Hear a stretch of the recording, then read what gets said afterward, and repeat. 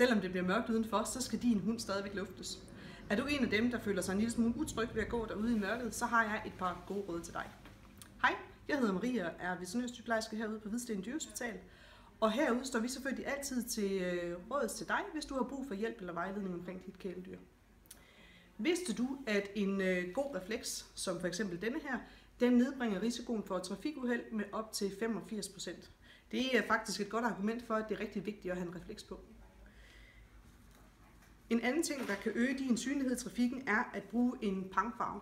Det kan fx være sådan et lille refleksdækken her til din hund, hvor det er i. Det kunne også være en vest til dig selv eller et oplysende armbind.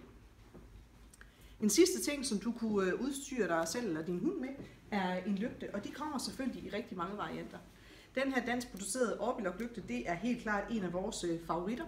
Den er bare super holdbar, og den lyser rigtig, rigtig godt, findes i mange farver, og så kan den bruges til nærmest hvad som helst. Vi bruger den både selvfølgelig til vores hund, til os selv, til cykelhjelmen eller måske til skoletasken på dit barn.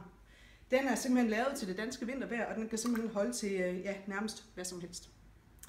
En sidste god ting er at måske bringe din hund fra højre fod, hvor man normalt har den, når man går eller træner med den, og så ind til venstre fod.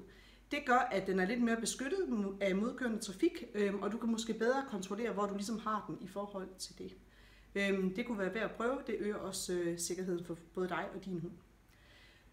God luftetur derude, vi ses!